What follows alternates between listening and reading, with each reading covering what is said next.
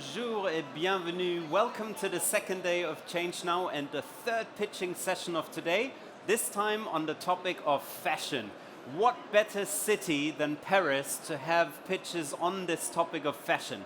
Fashion, it brings us joy and beauty, it makes identity, it's been around for thousands of years, and it really defines who we are as humans. It also is, unfortunately, one of the most polluting and environmentally destructive industries, as many of you in the audience, jury, and speaker group will certainly know. However, today it's all about positive ideas, solutions, and innovations to address that big challenge and re-innovate and reimagine how fashion can be in the future. To help us make sense of it and ask smart questions, we have a knowledge and expertise-packed jury with us, and I'd love to ask you to very briefly, for just 20 seconds, introduce yourself, and if you could turn to the audience as you do so, that'd be wonderful. Let's start on my left. Hello. Hi, everybody. My name is Christine Goulet. I am the founder and CEO of a consultancy called ChangeNOW, where I work at the intersection of fashion and innovation, always with an impact lens, and love working with startups and have the utmost respect for all entrepreneurs who are trying to find solutions for us today. So happy to be here. Thank you. Thank you, Christine. Wonderful to have you. Yes? Hello, my name is Rohan. I'm an early stage VC investing into fashion and retail tech. Just joined and very looking forward to meeting with some of the leading fashion tech companies in the space. Good to have you, Rohan. Hi everyone, my name is Pauline Kerber. I'm the founder and CEO for She Equity. She Equity, we invest at intersection of gender smart and climate. We focus on area growth, businesses operating in African markets. Thank you. It's wonderful to have you, Pauline. Thank you. Hi, I'm Yann Ribolan. I am the president of the Fédération du Prêt-à-Porter Féminin. Thank you. Wonderful. Good to have you too. And last but not least. Hi everyone, Nigarini, managing partner at Spin Ventures. We focus on accelerating the shift from a linear to a circular economy, and in clothing and apparel, footwear, accessories is one of the key sectors. Very happy to be here and looking forward to meeting everyone. Wonderful. Thank you so much for contributing your time and expertise to this session. We are going to hear 5 pitches, 3 minutes each, followed by a Q&A. Then followed by another round of 5 pitches, again 3 minutes, followed by another Q&A. And without further ado, I'd love to welcome the first speaker on stage today, and that would be Karen from BEGLARIAN Fabrics. Your time to shine, please. Thank you. Can we go? Hello, everyone. I'm Karen, the founder of BEGLARIAN Fabrics. And first of all, I'm very proud to be the part of ChangeNOW community. I will quickly introduce our company. Our company in the heart of circular economy. What we do, we buy leftover fabrics from fashion brands, and then we resell to smaller designers in all over the world. So we solve 2 problems simultaneously of our suppliers and of our customers. Well, how we help to our customers? They struggle to find fabrics for reasonable price in small quantities and with the sustainable approach. And how is the problem of luxury brands? They have a lot of fabrics, which freezes the capital, the money, and also they have more and more regulations in terms of ecology, in terms of sustainability from the government. So our designers, our customers, they can buy fabrics from 1 meter on our platform for very, very reasonable price, more than 80% less expensive than on the mill. They don't have to buy 50, 100 or 500 meters on the mills. They buy from 1 meters, and it's sustainable. We make a traceability, etc. They reuse fabrics that already exist, so they don't do any more CO2 emission or water consumption or something else. And luxury brands, we buy fabrics from luxury brands, which is important. We're not marketplace, so they can improve their P&L, and also we make a traceability. We do all reportings, CO2 calculations, water calculations, so they are 100% compliant with all new regulations from all governments. So we can talk a lot about our positive ecological impact, which is evident because we are in circularity, but The key point, financial key point from us, we do 2.3 million euros by now, and we are financially profitable from the first day.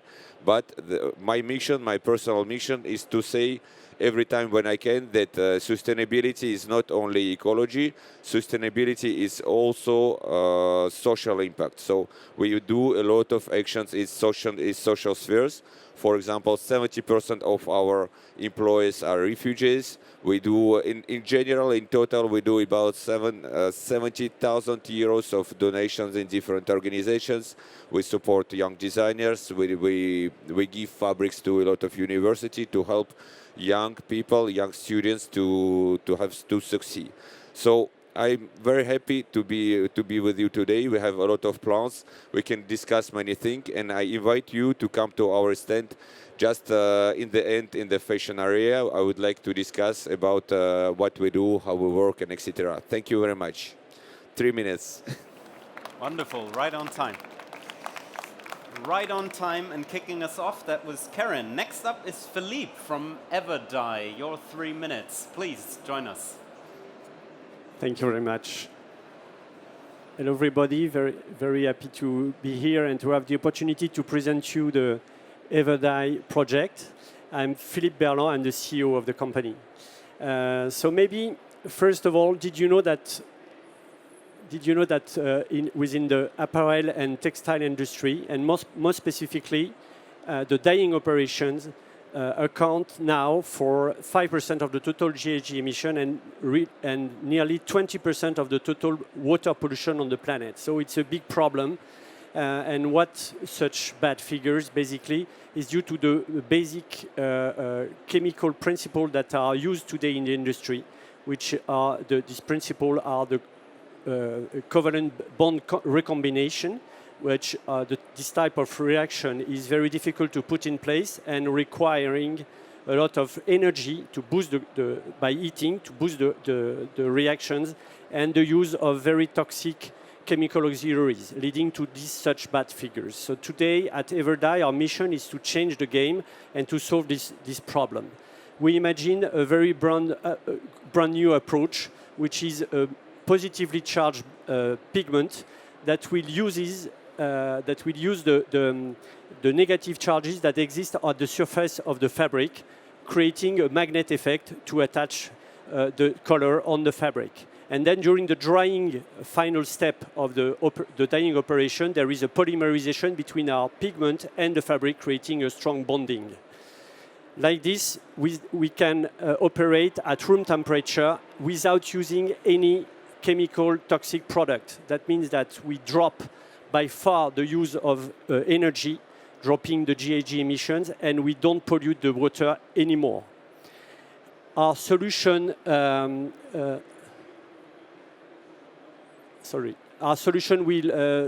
won't need a lot of capex to be developed because it's very simple to synthesize the product by using the already existing capacities in the industry, in the chemical industry, and our product is compatible with the already installed equipment all across the industry of dyeing mills. Our product will deliver a good quality of dyeing, matching with the requirements of the most demanding brands. And finally, we'll be at scale. We will have a cost parity with the current cost of the industry, making affordable a sustainable solution for this problem. Today, since 2021, we have been achieving a lot of decisive milestones for the development of our technology, and we are now ready to speed up the development of this technology, which is basically ecological, qualitative, cost competitive, and scalable to impact the whole industry all across the world. If you're interested in reshaping the future of fashion and making it greener, please visit us at our booth in the Fashion Corner. Thank you very much. Thank you. You can pass this on to the next. Thank you. That was Philippe from EverDye. And next up is Sophia from the Human Material Loop. Please come join us on stage.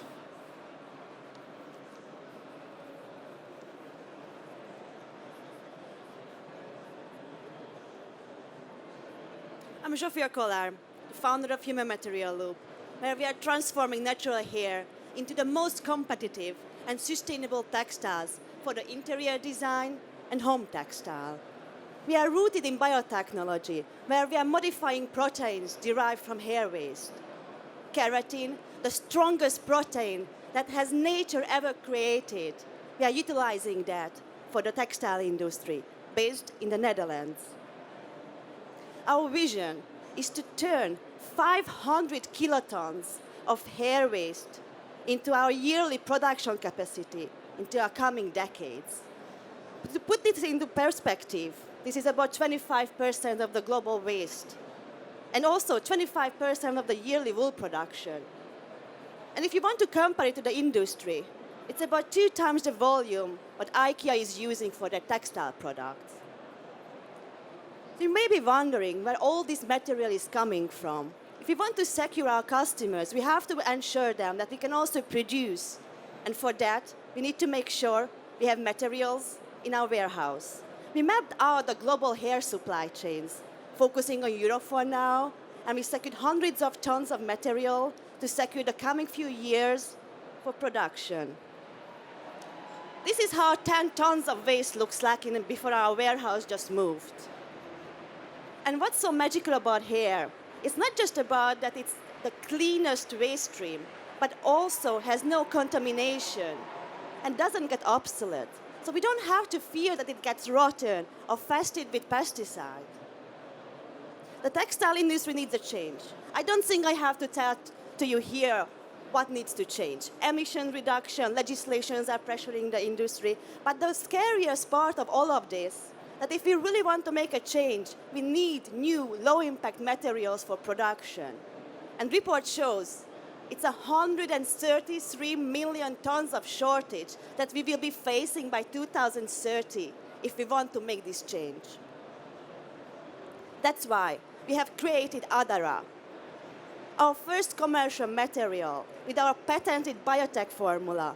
We transform natural keratin to fibers, yarns, and textiles, which enables the conventional interior industry to produce high-quality and environmentally responsible office and home interior products. We have a very strong IP strategy, including trademarks, patents, ISO certificates, and trade secrets. And the best of all of it, that we don't need to build factories, because our technology is a retrofit solution. Already existing wool factories are able to produce our material. This means we don't need to invest into a first-of-a-kind plan.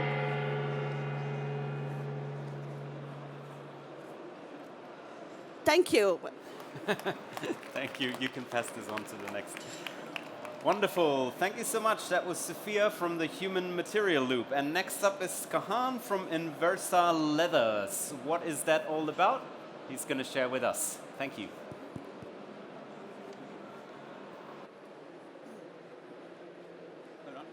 Hi, everyone. My name is Kahan Chavda. I'm one of the co-founders and the chief commercial officer of INVERSA Leathers. And today I'm here to tell you about how fashion is the solution to the $400 billion invasive species problem. But first, let's talk about sustainability, fashion's favorite buzzword, and no one knows what it means. And this ambiguity is actually kind of scary for brands and businesses alike.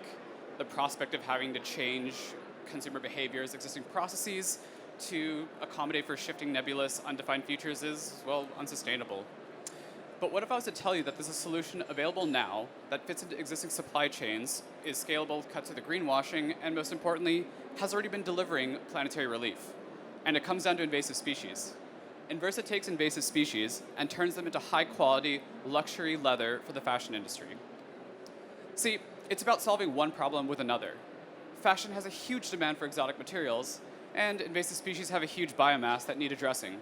By the way, these images from our brand partners, these are from the Runways. You can buy these products if you want. But invasive species are economic and ecological drivers of destruction. Every year, they cause $423 billion of damages globally and have a hand in 60% of today's species extinctions. Governments spend inordinate sums of money trying to stop this tale of destruction, but to no avail. We're in the midst of one of the biggest biodiversity crises since the Ice Age. But we've managed to invert this obstacle into an opportunity. You see, this INVERSA solution actually benefits governments and fashion alike. INVERSA creates and operates invasive species removal supply chains on behalf of state agencies and then furnishes the fashion industry with exotic materials derived from it. So what does this actually mean?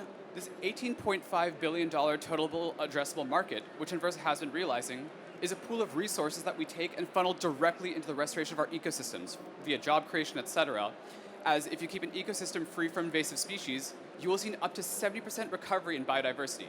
It's a solution that can and is healing the planet. So here's where INVERSA is at today. Last year, we closed $2.5 million in revenue across 4 government contracts and 3 fashion brand partnerships. We're just looking to continue scaling and growing across additional contracts, partnerships, and of course, ecosystems. So to break this down a bit, we've partnered with Florida and Mississippi's Fish and Wildlife Services, federal agency NOAA, as well as the Fish and Wildlife Foundation of Florida to restore the Caribbean reefs, the Greater Everglades, and the Mississippi River Basin. On the fashion end, we've partnered with luxury brands Gabriela Hearst, Kate, and Joanna Ortiz. INVERSA is backed by Conservation International Ventures, Superorganism, Meliorate, Aura, and we're actually looking to do a seed round. The team brings a lot of expertise across fashion, government, supply chain, operations, management, the whole 9 yards, and our advisors, world-class from institutions like Jimmy Choo, Hermes, etc. If you're from a fashion brand or investor, we'd love to speak with you after this. Thank you all so much for your time, and have a great day.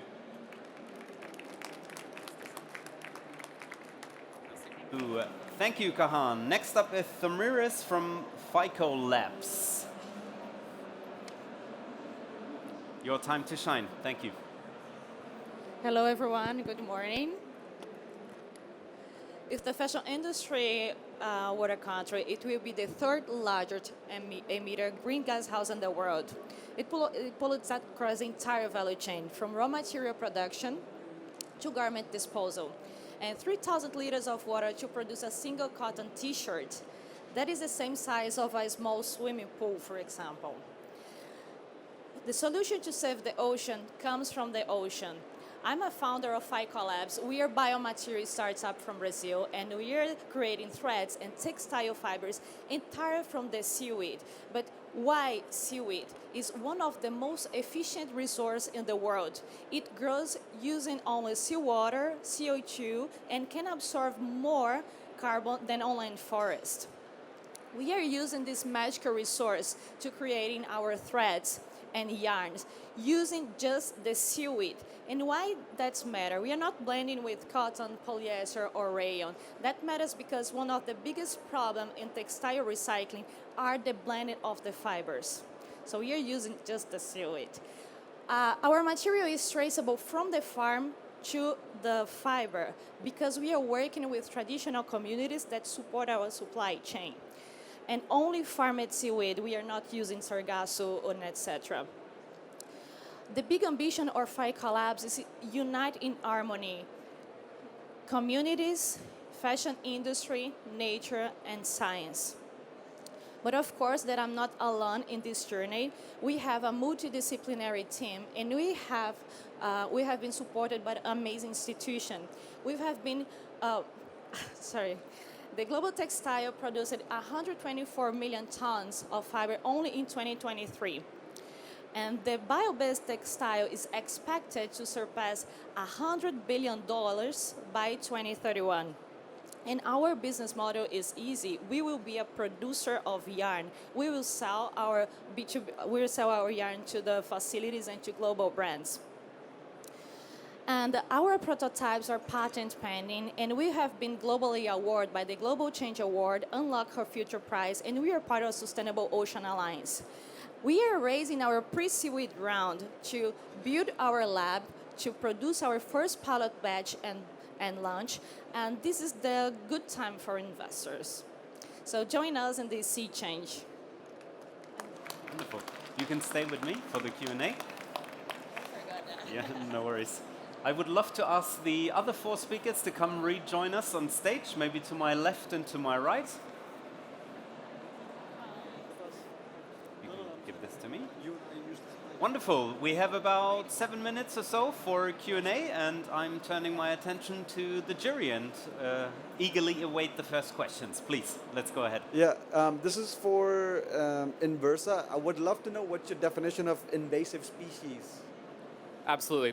So we actually work very closely with governments at a federal and a state level to define what invasive is. It's an organism taken from one part of the world where it's native and dropped off in a second where it doesn't belong. For example, the Burmese python, native to Southeast Asia, 1980s, a hurricane breaks a pet shop window and releases all these snakes into the Florida Everglades, where they will eat everything that moves, from alligators to crocodiles, or some American crocodiles to deer. So the definition of invasive, from one place to another, and also confirmed by state and government biologists that these non-native species are truly destructive and contribute nothing positive to the ecosystems that they're destroying. Thank you. Next question. Yes, please. This question is for human material. Are there any regulations or ethical standards linked to using human hair? There is no, we cannot do medicines and pharmaceuticals. For the textile industry, we don't have any restrictions. We are also building a completely full transparent supply chain to ensure the ethical origin of the hair, to always make sure we are using only waste. Thank you. More questions? Yes, please. Okay, great. Thank you to all of you as well. Very inspiring. So thanks for your presentations. This is for Philippe. I would love if you could just talk a bit about how your solution differs from some competitors in the market who are also producing sustainable From dyes. some, sorry? Competitors doing sustainable dyes. Thanks. There are a few initiatives to try to change the game in the dyeing industry. Most of them comes to change the way of producing the pigments by biotechnology, so with bacteria, etc.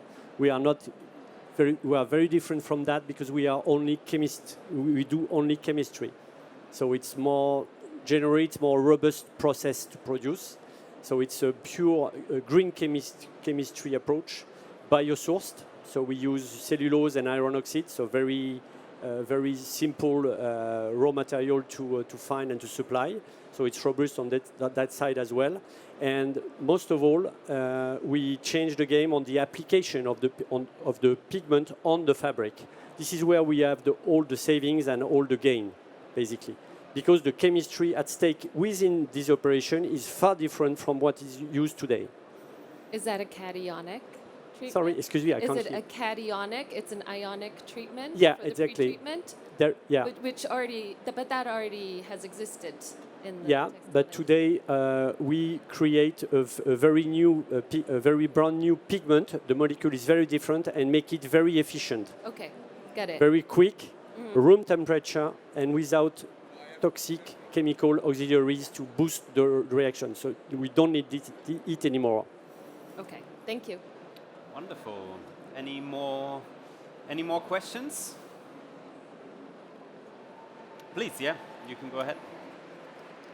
Hi guys, congratulations. Just to ask for, I think, the material parts of the pitches. Who on you guys is doing any LCA, and which one of you guys have been doing some LCA to actually prove? Who have you been doing like an LCA to prove the environmental impact of their solutions? And because that wasn't part of any of the pitch, so just keen to hear that perspective.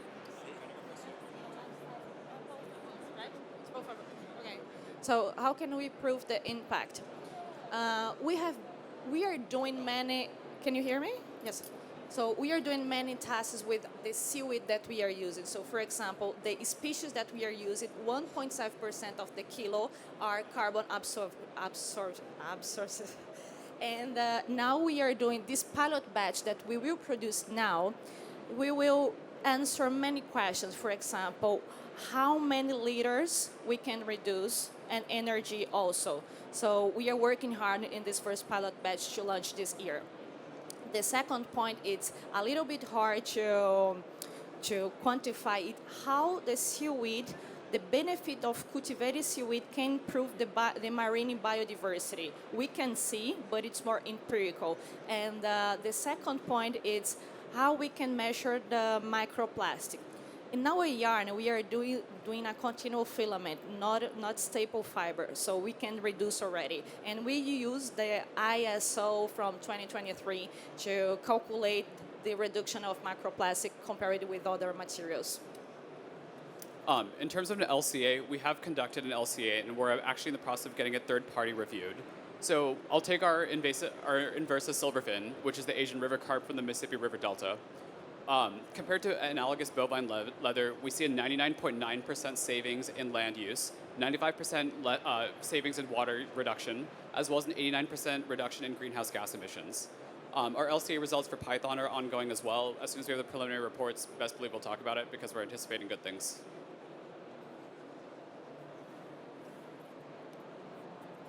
We conducted our LCA from gate-to-gate analysis, and compared to wool, for example, we have 47 times less impact on global warming potential measured in carbon emissions, 98 times less than cotton, 17 times less than recycled polyester.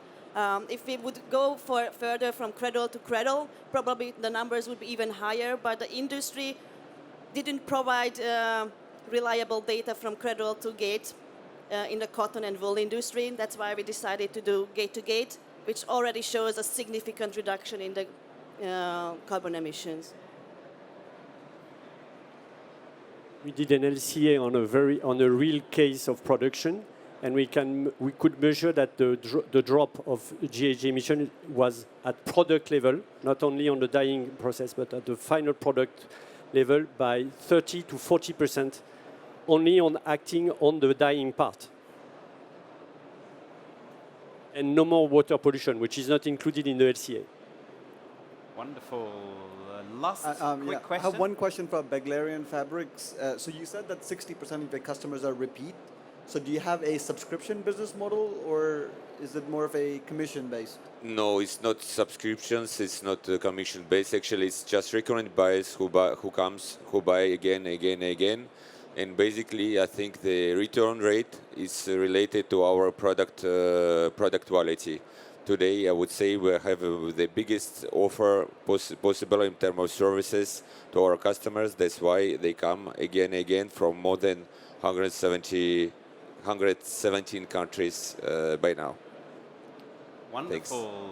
Please put your hands together for the first 5 speakers. Thank you so much for your ideas and contributions.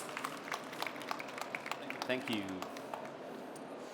And without further ado, there's another 5 coming with equally exciting ideas and projects. And the first one is Monica from Recovo.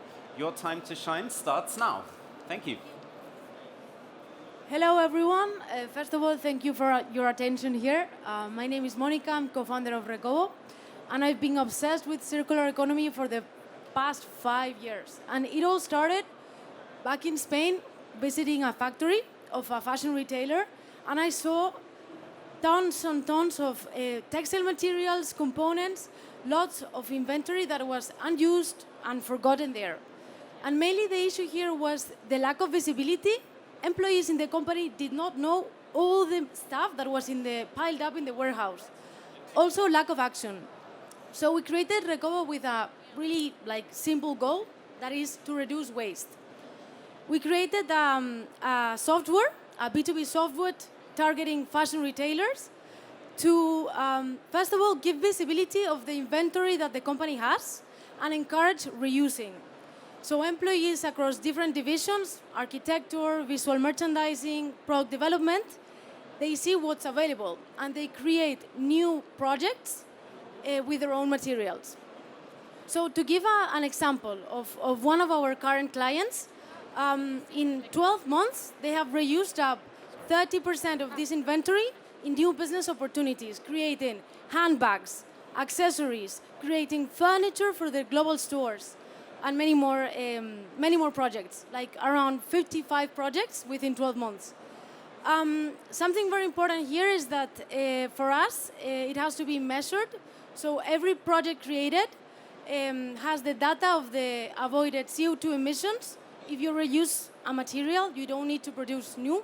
So you're avoiding carbon emissions and reducing water. Also, the economic savings. Companies can save a lot of money by reusing their own inventory. There is millions held up in warehouses that can be used up. So we created Recovo with a subscription-based model. Companies subscribe yearly to our platform. And currently we have a global approach. We work with different companies across Europe. And for us, it's not waste until you waste it. So it's the most important thing is to think what you have inside and what can you create with it. Thank you very much. Wonderful. Thank you. Thank you, Monica, for kicking us off. Next up is Dora from Snova. Please join us on stage. Here's the clicker.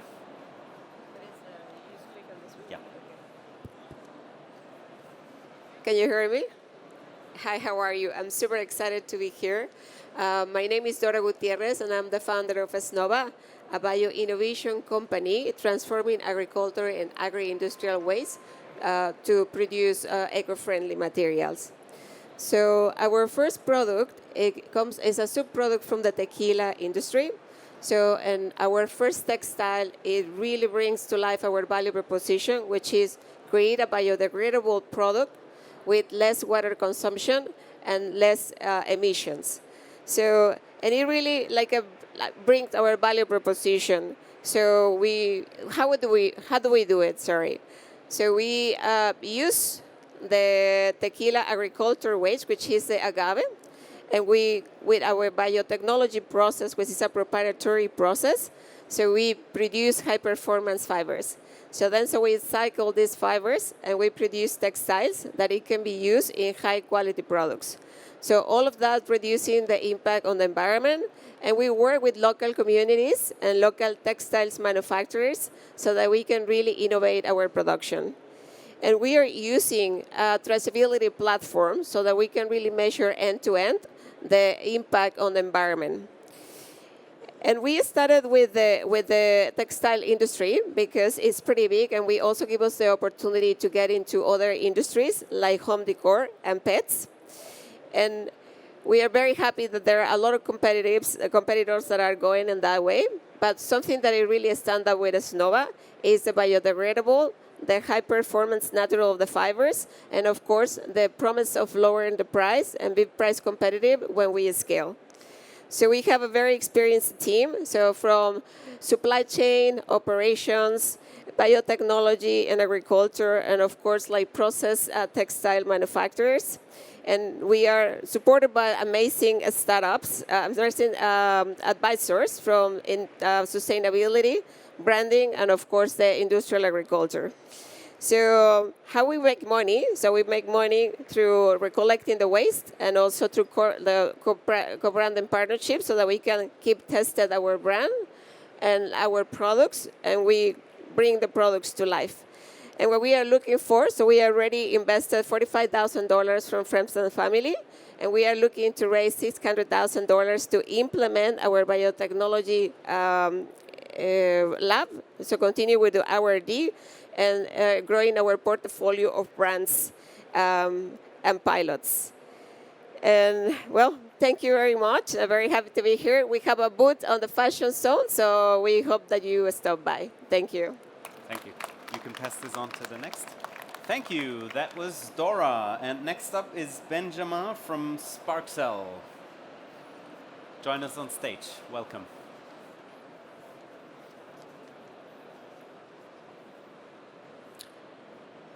Good morning, everyone. My name is Ben. I'm the founder and CEO of Sparxell. Sparxell creates the future of color by providing the world's first 100% bio-based, high-performance color platform. So we color our world, we color our clothes, the cars we drive, the home we live in. And to be able to do that, we have industrialized more than 10,000 synthetic chemicals, which have not been designed with circularity in mind. They don't biodegrade, accumulate in the environment, harm nature, and also harm us. Their manufacturing also generates a lot of carbon emissions.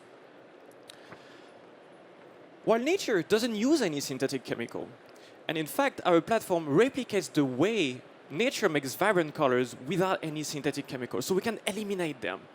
And we do that by instead using a plant-based ingredient to be able to unlock the regenerative and circular bioeconomy. And just for you to understand how we do that, I'm going to show you this video to really explain how different our approach is compared to what you may have heard of before. So we start from plants. And could be wood, could be agricultural waste, could be recycled cotton to make color. And inside plants, there are cellulosic fibers. And inside those fibers, there are crystals that are very tiny, tiny, tiny, but they diffract light like a prism. It's basically the experiment we have done at school, like shining light on a prism and be able to obtain the rainbow. But our approach is able to select the color that is reflected from cellulose, and without using anything else. And by simply expanding or contracting this cellulosic structure, you can basically sweep over the visible spectrum and achieve any color on demand. And it's very easy. There is nothing else, just cellulose.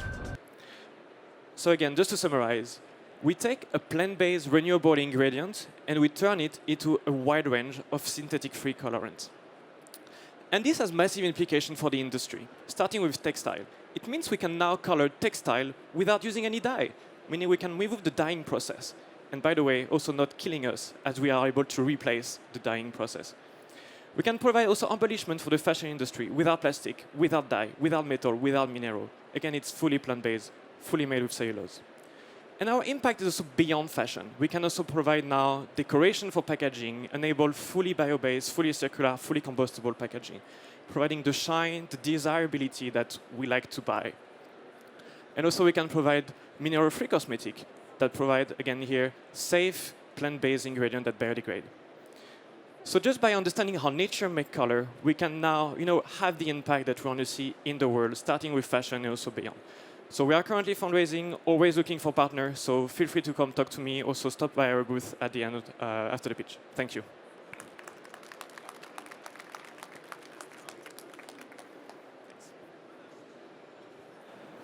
That was Ben from Sparxell. Very exciting idea.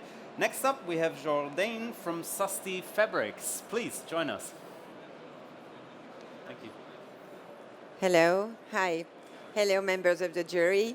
Hello, everyone. My name is Jourdain. I'm the founder of Susty, the first circular marketplace dedicated to home textile fabrics. Susty was born on 3 clear, urgent observations. First, the reality of an industry under pressure. Luxury home fabrics is facing big challenge. 2, a strong need for meaning professionals and clients want quality and responsibility. The 3, and the need is for real action to make this value sector more sustainable. Let me give you just a few very important figures. Decoration industry represents a worldwide business of $840 billion. And just in France, it's representing $26 billion. So now let me show you the reality of this market. Imagine meters of beautiful fabrics, velvet, linen, cashmere, sleeping, and perfectly new, stored in warehouse but never used. Each brand keep every year about 15 to 20,000 meters per year unsold. With about 60 brands, that means that we have about 150 million sleeping value in France. Sorry for my English. By saving just 100,000 meters, we can already make a huge difference and save 300 million liters of water every year. This is a huge waste, economic, environmental, and social. Now, let's talk about the real need. What do people in this industry need? Professionals want sustainable material, but with high quality. Budgets are tight. They must save money without losing style and quality. Brands want to sell stock, but keep their image strong. And customers, they want to buy better, beautiful, and responsible fabrics. The solution is very clear. This is why we created Susty, a solution for everybody. Everybody wins.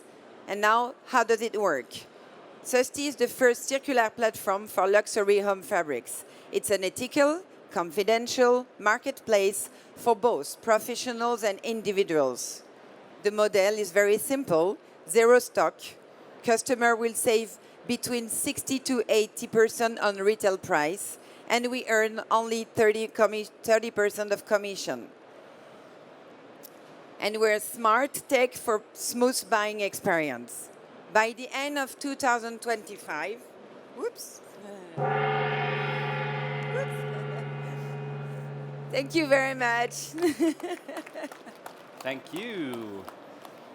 Wonderful. Yet another perspective to bring into the pitches. Thank you very much. And last up for this round of pitches on the topic of fashion is Gabriele from Zerow. Thank you. Hi, everybody. I'm Gabriele, the co-founder and CEO of Zerow, and I'm excited to share with you how we are revolutionizing luxury fashion approach to the dead stocks.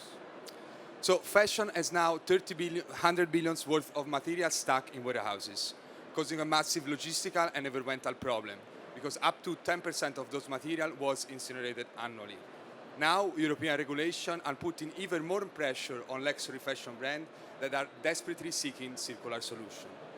And this is where we come in. Thanks to our marketplace, we make it easy and scalable the reselling of leather and fabric dead stocks, turning an environmental problem into revenues and circularity. The market opportunity is very important, valued at 25 billion globally, and with a huge number of hobbies, designers, and artisans who are ready now to reuse those materials. Our goal is to reach 3% of France, Germany, and Italian market by 2030. We stand out from competition thanks to the higher scalability of our digital solution and being the first of its kind in Italy. And also we are the first to introduce our recycling feature that give the fashion brands the possibility to go to zero waste.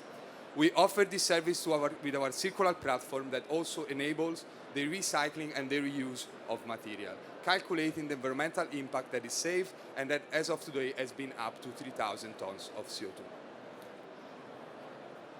How we make money? With a 30% cut of each material that we sell, and with a subscription model up to 2,500 per month that include also the CO2 savings report and the circular matching platform.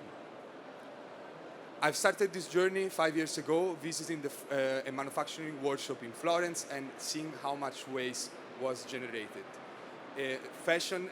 Florence is the luxury capital of fashion and where most of the waste is actually located.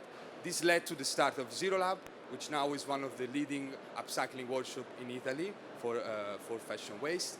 And today I'm proud to work with a dedicated team that is deeply motivated to change this industry from its roots.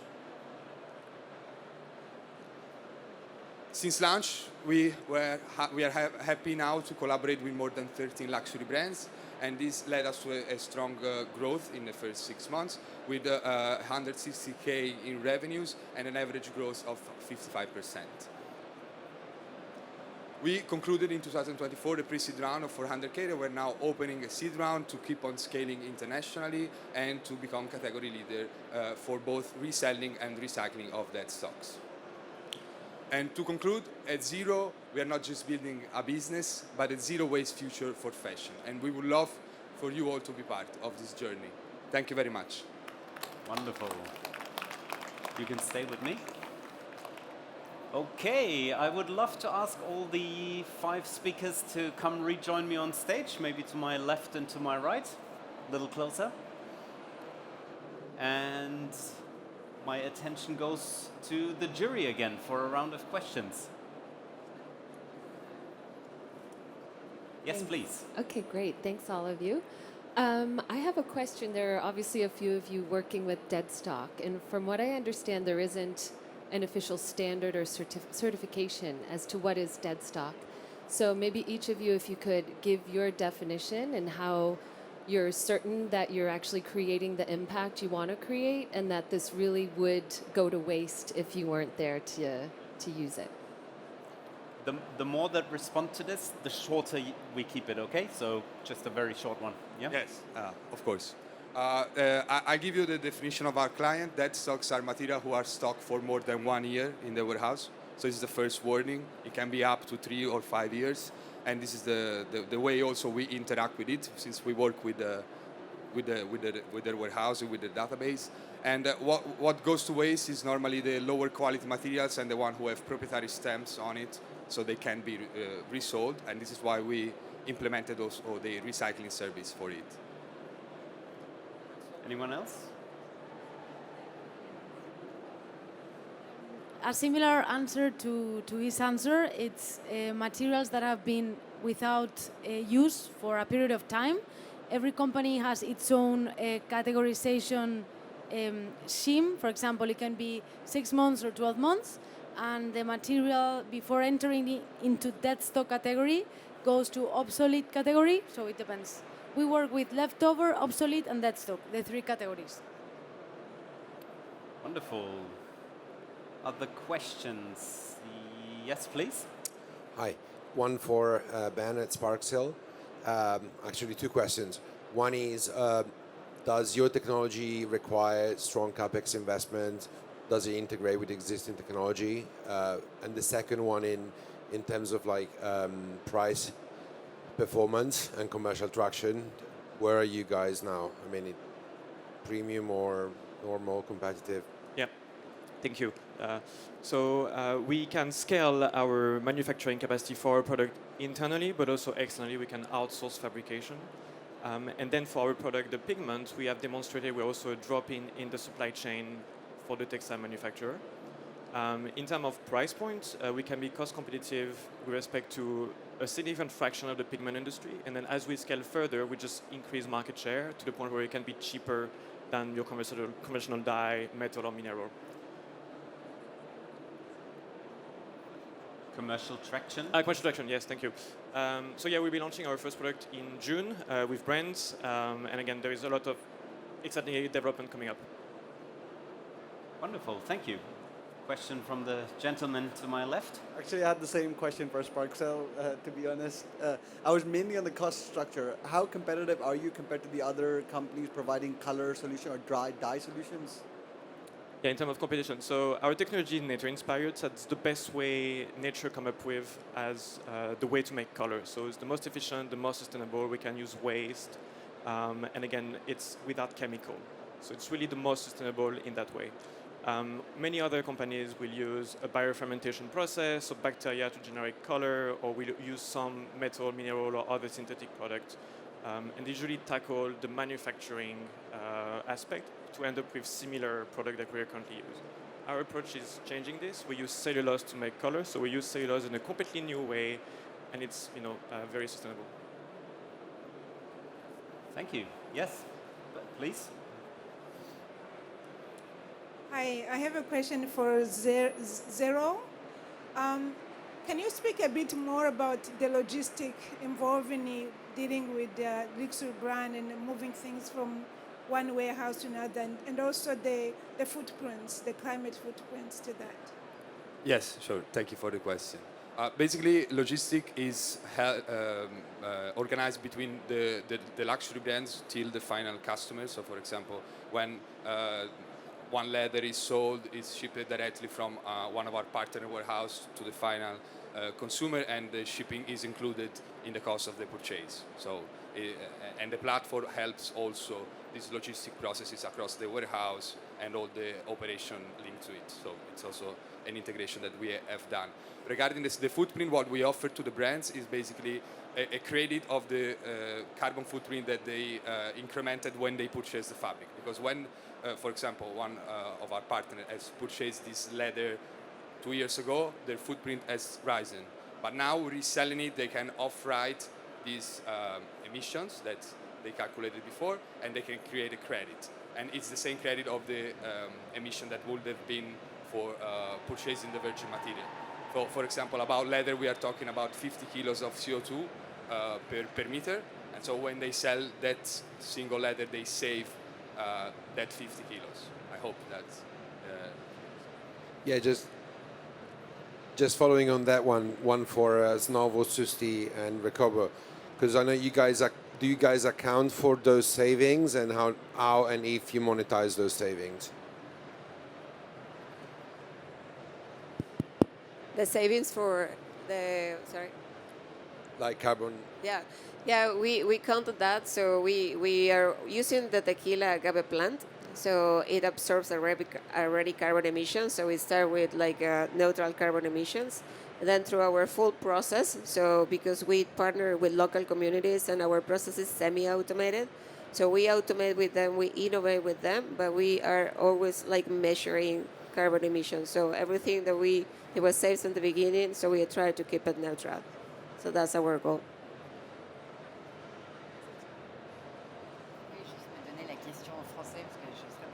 Je parle pas français. Sorry, can you just tell me the question again? Monetizing the carbon use. Okay.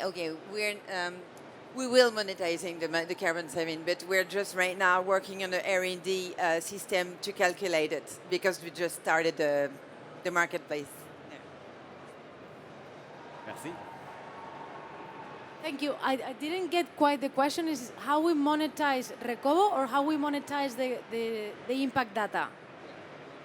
The impact. Okay, so every fashion retailer pays an annual subscription, and it's included the material management and the data they get out of that material management. It's included. One last quick one. Yes? So, Dora, I was hoping you could talk a little bit more about the possibility of using different feedstocks. So right now you're using tequila plants. What else are you able to use? What are your plans there? Yeah, with our biotechnology process, so it's a proprietary one, so we also can work with corn and corn starch because it's not only the agriculture, it's also the agri-industry. And we can use, of course, bananas, mangoes, so the ones that are already on the market, and avocados.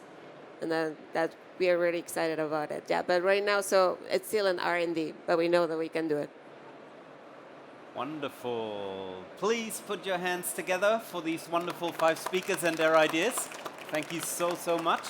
3 last quick things. Number 1, thank you to the jury, and you can continue to network and your conversations in the networking area just in the back. Number 2, we are asking you, the jury, to vote for your favorite pitch within this section on fashion. And number 3, we are going to continue here in just 6 minutes on another round of pitches, this time on the topic of biodiversity. So stay tuned. Thank you again. Merci beaucoup.